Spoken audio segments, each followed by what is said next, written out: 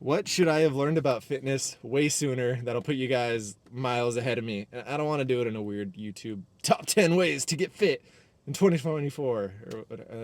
It's too much thinking, bro. I'm just going to talk. At one point, it was like during college, I was like, I've been working out for a while and I don't really look the way I want to look. Yeah, I think I have a picture. And I was like, okay, what are all the buff bros eating? And you're not going to get good answers that way. You start going to bodybuilding.com and they're posting their meals on there, and it's like a baked potato with broccoli and then like the blandest boiled piece of chicken you've ever seen. And dude, I don't know why this was so prevalent back then. You don't really see this as much anymore. In fact, there's like entire channels dedicated to just making fun of this type of diet. Like, to me, I was like, well, that's what all the buff dudes are eating. I don't know. Nobody, literally nobody is saying anything different than eat a boiled piece of chicken, some broccoli, and a potato. I didn't even put salt on it because I thought salt was bad for you. So I followed this diet for approximately like 12 hours before I caved, and I ate like 2 packets of ramen, which is what I actually wanted. I just want straight carbs. Freaking Taco Bell. I had like a Taco Bell KFC down the street.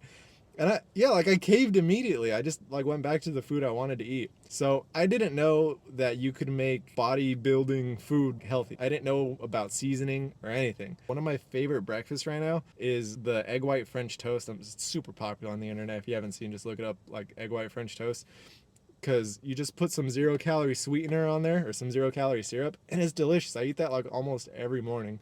I don't know why I was just so stupid. Like, just not realizing what macros are, because that's all these bodybuilding meals are, right? It's just like, here's how to get your macros, but it doesn't really matter. And I'm not preaching like, oh, if it fits your macros, then that's fine. All I'm saying is find out why is a meal healthy? What is it trying to achieve? And does it need to be this way? Because it didn't need to be boiled chicken and a potato and broccoli. Like, the thing that drives you over the edge of like, I don't look the way I want to look, is that you don't have abs yet, right? I feel like that's the main goal. So when you Google like, how do I get abs, nothing is gonna come up except diets. Like, nothing but diets. And like, what do diets do? They just calorie restrict you to the freaking ground, bro. No barbecue sauce, nothing fun.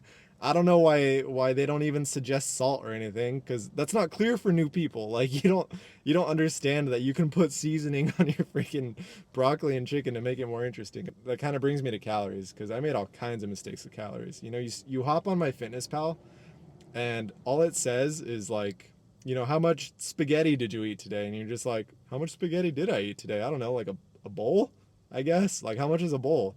And you go on the app, you're like, I don't know, anywhere from like 500 to 2,000 calories, somewhere in that range, not really sure. And it makes a gigantic difference. It wasn't until I started just weighing things that I was like, oh, okay, I should probably weigh stuff all the time.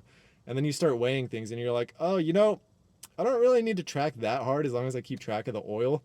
Because I have found that oil was the biggest contributor to like how many calories a meal has, and just calories being way off. So like, after a while you start realizing like, if I just keep track of the oil part, like the fats, then my calories will be pretty spot on, I think. Like, you start getting it in your head after you track for a while, of course. But man, oil is a big one for people. It's crazy. Like, yeah, peanut butter, just anything with oil. I feel like people really underestimate the effect of fats. And that's not to say like fats are bad, but I just came to realize they're the biggest contributor to your calories being way off and you having to like work harder to track them. Which is why I think you see a lot of like bodybuilding diets have like low fat. It's not because it's bad, it's because it's just a lot of calories, and people want to use those calories for other stuff. They want to use it for like more bread or whatever. But honestly, I feel like none of that even mattered until I realized what goes into body composition, which is essentially just like lifting hard and eating enough calories, stop trying to diet to get a six pack, and getting your protein in. Just those three things. I don't know why I didn't like see this as the Holy Grail a lot sooner, because it was easily the thing that just skyrocketed my physique to like what I have today. Like, it was so fast that I'm genuinely excited to see where my physique goes now. I wasn't getting protein and enough calories and working out hard. I was always missing one of these. I don't know why I neglected these three little holy grails for so long. Like, it's so important. Wait, no, I do know why. It's because I was trying to get abs. And the only way to like get abs is to go on a cut, really. Unless you're just like some superhuman freak who can do enough weightlifting that your muscles just protrude out of your fat without you having to go on a cut, then sure. But like, most people are gonna have to go on a diet to see their abs, and that's what everybody wants. Everyone just wants to see their abs. And it would be a lot easier if you just got a little fat for a bit, you know, something like this.